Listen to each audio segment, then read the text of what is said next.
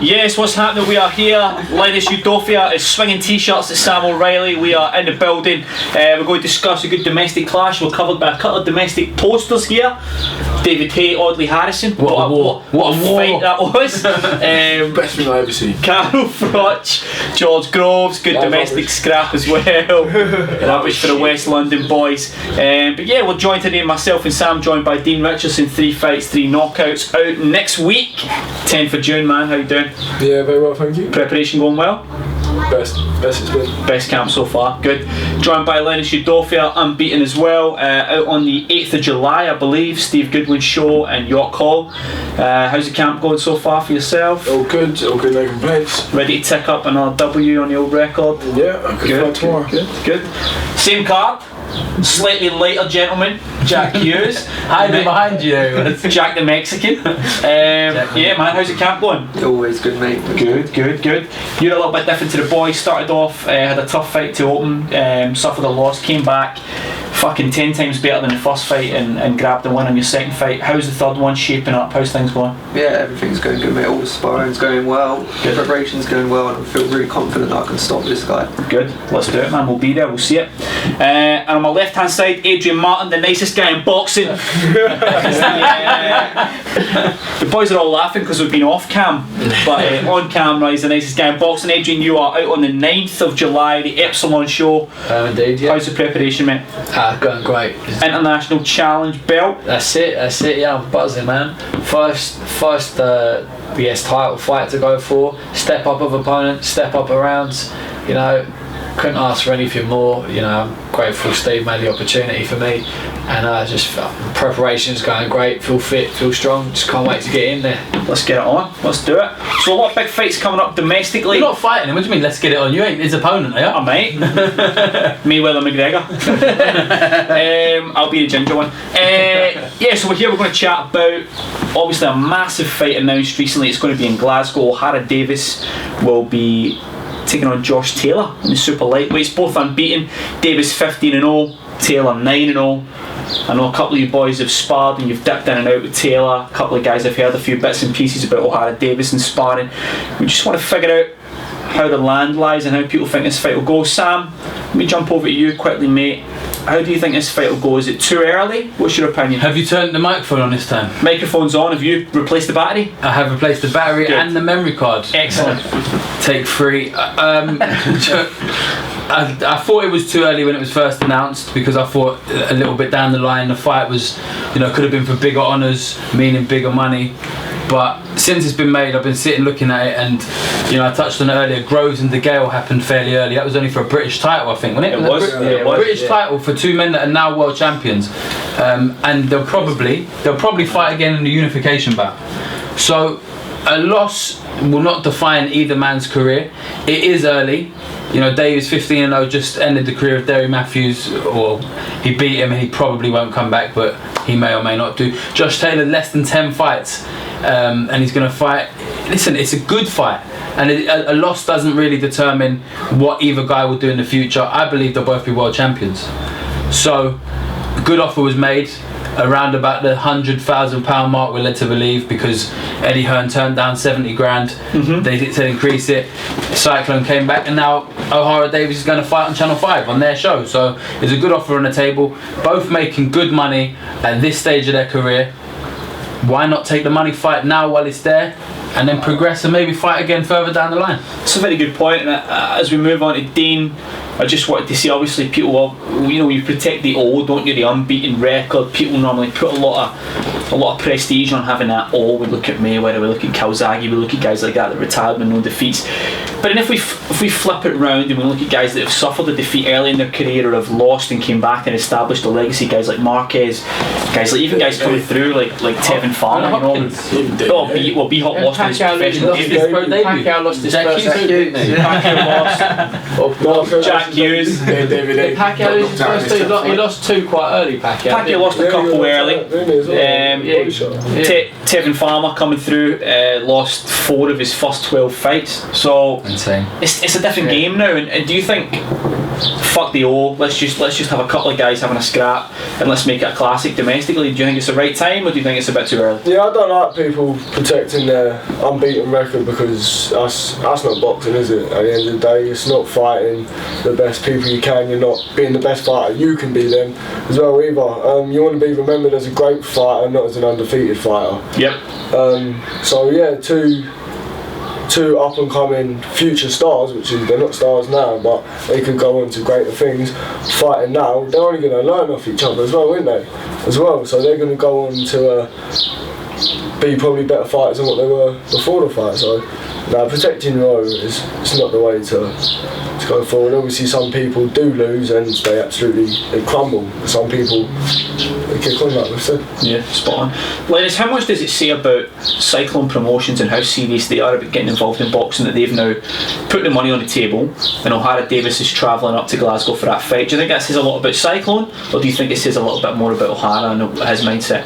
Well, it's a bit of both, isn't it? You know what I mean? Cyclone have a massive fighter in Josh Taylor. I mean, he's going to be, no matter win, lose or draw, he's still going to be massive. I think he's still going to be a champion at some point. Ohara Davies, you know what I mean? He'll fight anyone. Do you know what I mean? It's a bit. I mean, it's like a lot of people don't really like him, but do you know what I mean? The man, he's you know what I mean? He's proved everyone wrong every time he's gone to fight. And personally, what I feel he'll beat Taylor. But wait, Cyclone putting Josh Taylor in with Ohara Davies at this point is very interesting, because I thought, like Sam said, they would have waited for a later stage, but then again, that goes to show, do you know what I mean? Cyclone, how do I say this? It goes to show that, do you know what I mean? Why not? Why would you not have that clashing out? If they believe in their man. Yeah, why would you not? Yeah, bring Cyclone out a little bit more. It does, I mean, they're putting it out there. They're making an investment. They almost need that. Cyclone don't need, you know what I mean? They almost need that exposure and that terrestrial show. It's a massive show for Channel 5. I'll get a lot of views. Yeah. They're both TV fighters anyway. Yeah. So whether they win, lose, if it's a great fight, it's going to make for a great rematch. Whether it be straight after or down the line. They're not worried about selling tickets in the same way anymore. They're about building up their legacy, and it's at a time where they're both established enough to take on a challenge like that and it not affect them later on in their career. You know, that's an advantage that they have. You know, protecting your O is only important when you haven't got those luxuries. You know, because you need to keep people interested. You need people like following a winning team. Unfortunately, it's a cool sport, and that's what they like, isn't it?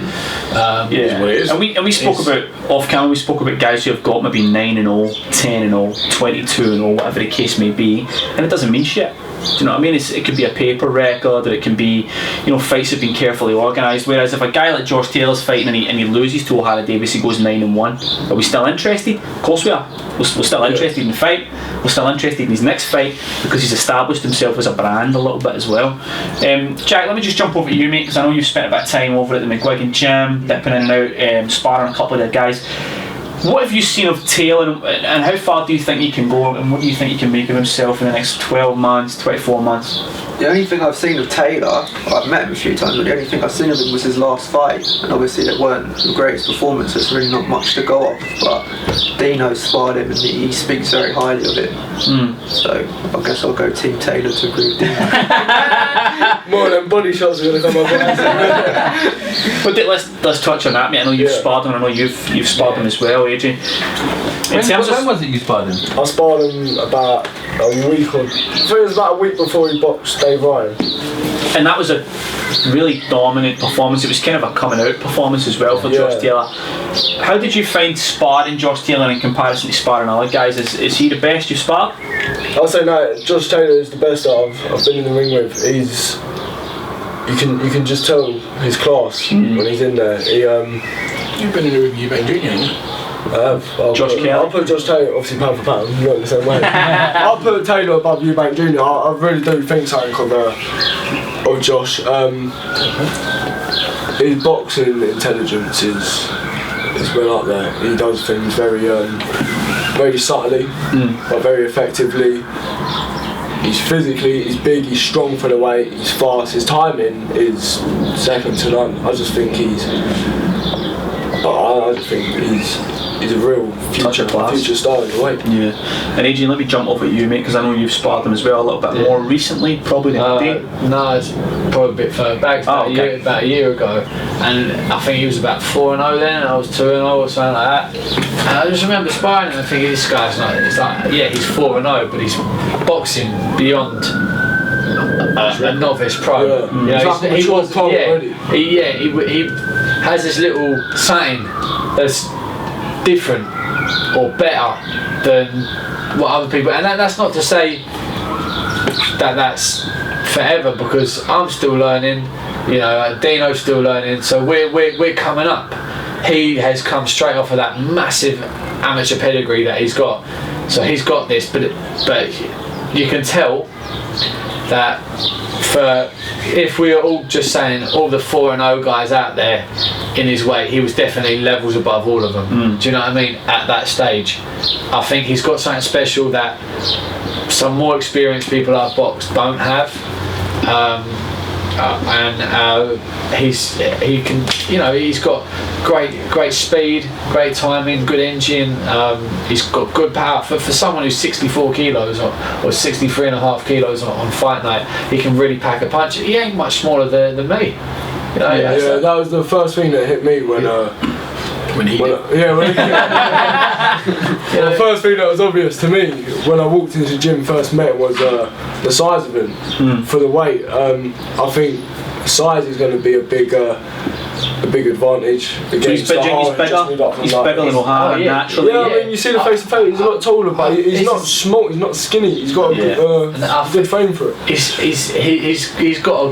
just probably a little bit smaller, like a little bit less thick across the body, if anything you can say, but his arms aren't small. He hasn't got like straw arms or particularly straw legs. He's not legs. like a Tommy Hearn sort of. Yeah, you know, he's quite well balanced head to toe, he's quite well built, you know. So me personally, I haven't sparred Ohara, and I've seen loads of stuff from Ohara, and I've heard things from people who've trained with Ohara, who've sparred with Ohara, and Ohara is going to be a challenge. I'm siding with Taylor, but I don't think it's going to be easy. I used to be a bit more like, because of Taylor's amateur pedigree and what have you, but then I'm ignoring what Ohara is training with. The angles Ohara throws punches at like a crab, you know. Throw a punch from his hip, throw a punch from his head, from his shoulder, you know, he come in all weird, you know, and this great timing and punches hard and got deceptively long arms. He's fit, got an engine that just won't stop. So there's all these other factors that are going to come into play, but on a boxing purist's view, when you just look at it, you think Taylor hands down, but then when it actually comes to it, when you're in there with someone like Ohara, it's going to make it different, you know?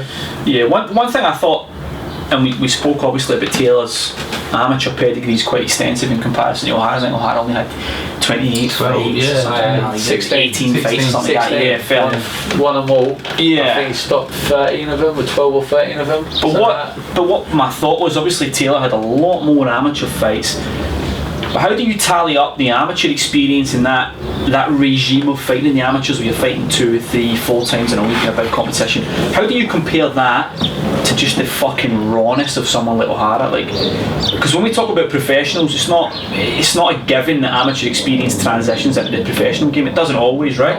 Tom Stalker was the fucking captain of the GB team, and he's kind of fizzled out. It's not always an easy transition. So someone who is raw and who is hungry and who doesn't give a fuck like Ohara against someone who is in that sort of regime like Josh Taylor.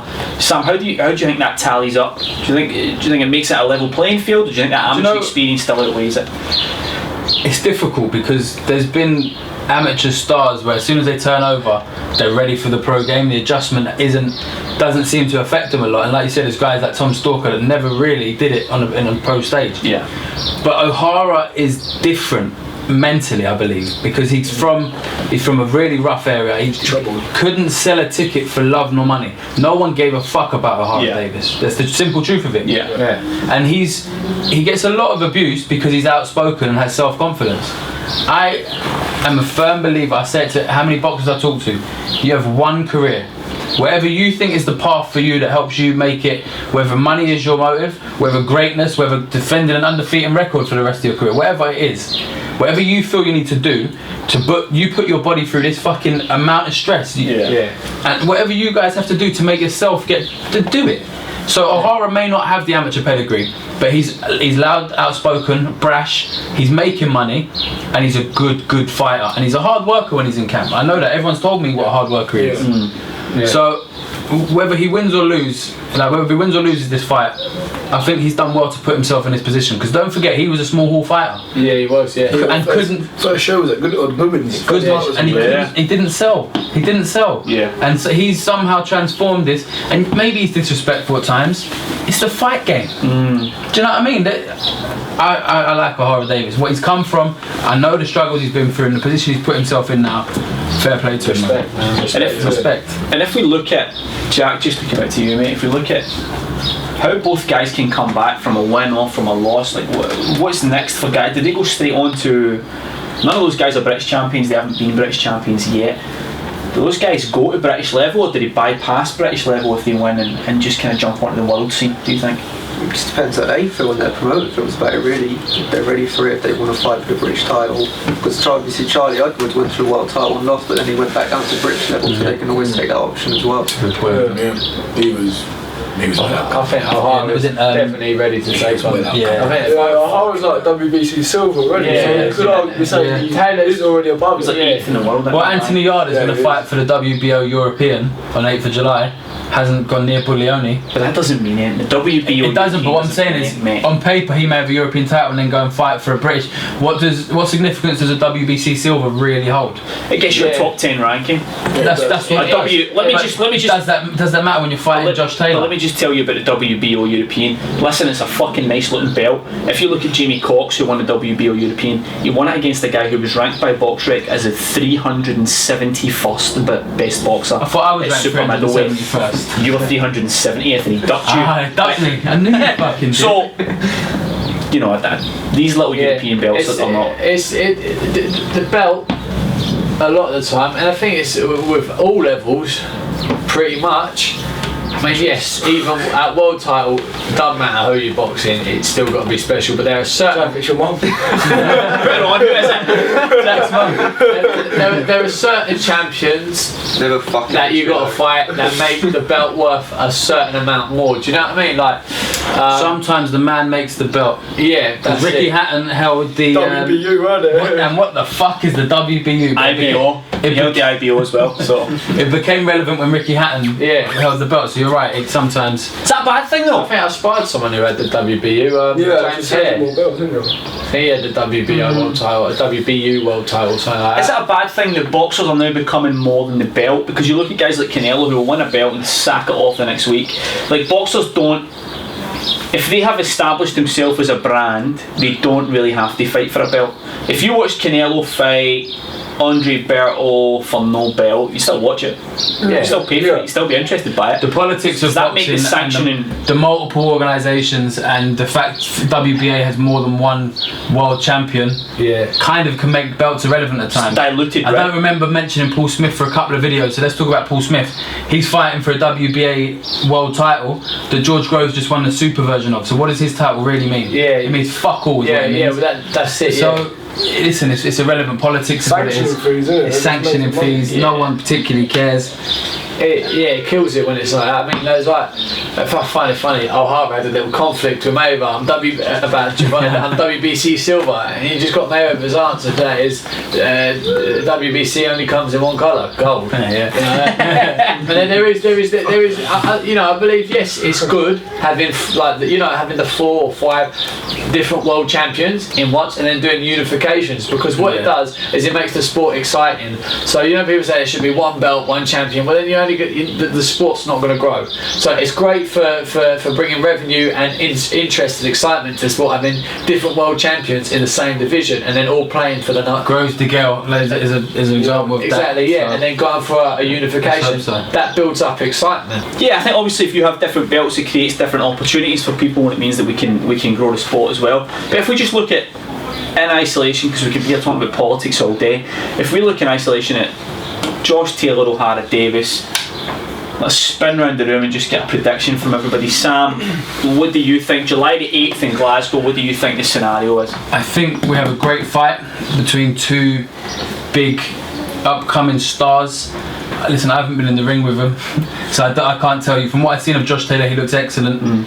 From what I've seen of Ohara Davies, he looks differently special. I don't think he'll be, renowned as one of the world's best or anything, but he's raw and he has something that I love. For me personally, looking at him, I like his style. Adrian touched on it. He throws punches with power from places you don't usually see. He's quite unorthodox. He's got ridiculously long arms. He can wrap you around the side of the body even when your guard's tucked low. Yeah. It's insane. So who is the puncher in this fight? That's a good point. I don't know.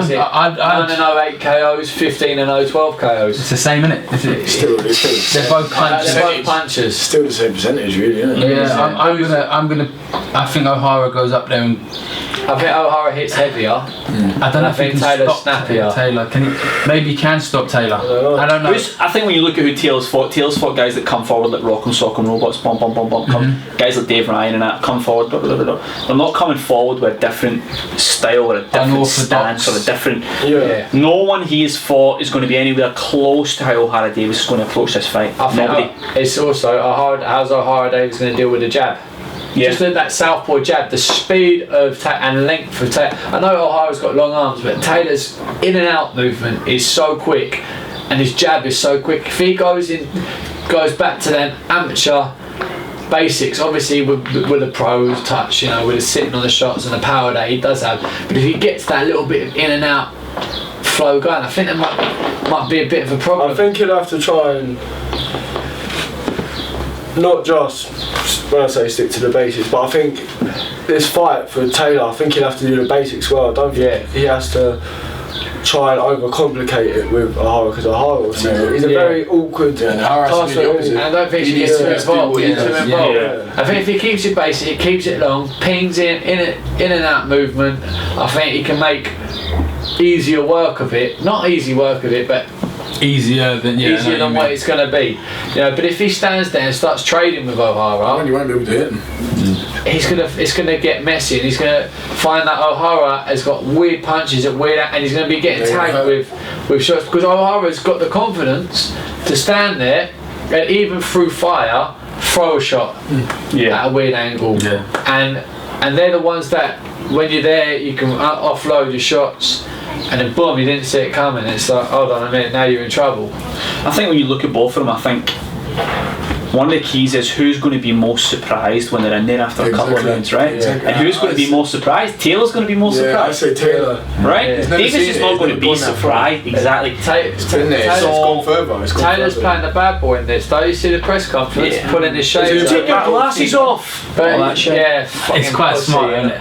But it's quite smart. I'm on the rival promoter's show. I'm going to keep my mouth shut. I'm not doing anything. You do the promoting. But then. Yes, he's being smart, but Taylor's not just saying it Taylor's saying it with conviction, right? He means it. I'll fucking knock your head off and all that crap. It's probably getting him angry. He's not biting back, is he, Ohara? No. It might be Ohara's been tweeting him for months. It's going to work two ways. It's either going to be Taylor's going to end up trying to get into a scrap with him and loses all his discipline and loses his shit. Experience might come in. Or Taylor might be using this might be saying, you know what, O'Hara's not had it put on him by someone who means it. Dave Matthews, I'm going to smash you. Dave Matthews had element of doubt in his head. Josh Taylor's got no element of doubt there. He's just as confident as Davies. So you got Josh there saying, "You fucking pussy," and he's meaning it. How's Davies going to react to someone who is saying these things to him with the conviction? It's different when someone says it and they half mean it. They're saying it because they're angry in a press conference. But it's when someone says it and they mean it. It holds more weight. Do you know what I mean? So tell us how do you think he's going to react, and how do you think the fight will play out, Adrian? I think my money would initially be on Taylor. I think Taylor's just got that little bit of something, but that's from me having sparred him. I've never sparred with Ohara, so I couldn't compare the two. I didn't see Taylor's last performance, but watching his other stuff, he's just looked like he's outclassed everyone he's fought. Ohara Davies is a weird one to box. I think if Josh does it, he's going to do it on points over the 12 rounds. Even though Ohara's got the engine, I think Josh Taylor's got the boxing ability to outbox him. But if he gets involved in whatever mind games they're playing with each other, whatever, if Josh gets involved in a scrap, I think Ohara Davies will win. But my money with Josh Taylor's pedigree and experience, I think he just edges it and on points. Fair. Jack, hiding in the corner, mate. I hope we can see you in here because you're far better looking than me. Who do you think's going to win this fight, mate? Josh Taylor. Obviously, I know you've seen him in action, or you've seen him in action and stuff. But has he got enough to beat Ohara Davies, or does Ohara Davies' unorthodox, unpredictable approach to the fight cause too many problems for the Scotsman? Well, obviously, I've never really seen much of both of them. I've seen things. I was only here for McGregor. I was literally the only reason. You smashed that. You fucking smashed that. We'll never forget that one. But yeah, like, I saw obviously Ohara versus Matthews, which was obviously a great performance, stopped him, and I only saw Taylor's one, which wasn't that good, so it's not much to go off. But I've heard a lot of really good things about Taylor, so I'm going to go with Taylor maybe by points. Okay, fair. Linus, jump up at you, mate. I think you're in the same boat as me. Not to give too much away, but how do you see it happening? I see, Taylor really, like you said, really spiteful. Everything you lot said, to be fair, I agree with the whole Taylor thing. I just think Ohara is different. He's special. I don't think he's going to be, TBE. I don't think he's going to be, I don't think he's going to be absolutely clearing everyone out at world level. But right now, I think Ohara drags Taylor in deep water and drowns him. Yeah, I have to agree. If I'm going the same. Yeah. If I'm going to throw myself in there, I think Davis for me is one of those guys who, if he has 10 world title fights, he might underperform in 4 of those world title fights, but he might fucking flip the table on the other 6 world title fights. You know what I mean? He might just perform out his skin, and the thing with someone like that is you don't know what to expect. You have no idea what to expect when someone like that goes in the ring. So when he fought Derry Matthews, we all probably thought he was going to beat Derry Matthews, but we didn't really know how he was going to look, and he just looked fucking brilliant, to be fair. Incredible. And I think he's one of those guys with that hunger and that rawness that we spoke about before. He starts to come through, and he starts to let that rawness and that hunger mix in with the self-confidence as well, and it starts to create some fucking weird hybrid, do you know what I mean, where you're just ultra confident. I think that's where all the unorthodox shots come in. Yeah, when they connect. Throwing those shots for the hip, throwing those crazy, screw shot uppercuts, all they mad. Watch all of them, the way he took out. I don't know, we're talking about Matthews, a guy who's, do you know what I mean, was on his way out. Yeah, but the way he got rid of him, the shots he got rid of him with, he's hitting him on the top of the head. Yeah, and you know what I mean, all the things like that, and put him on a ropes. And the way he opened them up with some weird combinations. I can't even. He destroyed Matthews. Yeah, like I said, I see Derry last week, and he's an experienced pro, isn't he? He's an experienced pro, and he's saying that he was surprised at the strength of the geezer. Yeah. And you think you've seen it all? Yeah, how hard he is to hit, how he does like these little things that you don't notice when you're outside of the ring watching him. I think Taylor destroys Derry Matthews as well. I think Derry Matthews, the way he boxes, both of them two lads are too young, too fit, too strong. Father time to score. I think David's quite happily retired now. Yeah. But Dean, what do you think, mate? Just to round it up, what do you think's going to I think when the fight was first made, initially thought Taylor. I do still think Taylor. But a lot closer fight than what I originally thought. I mean, I've been in there with Taylor. I know how good he is. I haven't been in the ring with Ohara, but I've seen him a lot as an amateur because he was around the same weight and stuff. And from what I've heard in stories from Derry, from other people that have sparred him, that he is a lot harder to hit than what he thinks, and he is unorthodox. And I think it'll be a good fight. Be interesting to watch. I think British boxing needs it, really. You two gonna have to record it and watch it when you're home. It's the same night as your fight, isn't it? It's a great fight. And listen, we'll probably beat your fight, so we'll probably have to record it as well. Yeah, Billy Joe Saunders. After party at yours.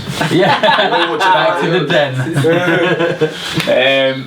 Yeah, Sam, quickly prediction from you, mate. Ohara. Ohara. I'm not saying it convincingly, but I've now convinced myself finally. Give me a name, Ohara. Ohara. Taylor for you. Taylor, but close. Ohara for you, Linus. Yep, close though. Yeah, Taylor. Taylor for you because you're scared of Dean. Ohara for me. Close, but I think Taylor edges. So that's 3-3. Fair enough. I think it shows what a close fight is. That speaks for itself, doesn't it? yeah. It speaks for itself, and the fact they've managed to put that fight together is massive. July the 8th, Glasgow, Braehead Arena. I was there when Ricky Burns won his first world title. I was there when he defended it his first time as well. I've confused myself with two fingers. Yeah, man. 8th of July, Ohara Davies, Josh Taylor, Cyclone Promotions, FightTalk.net covering it. Thanks to the boys for being here as well.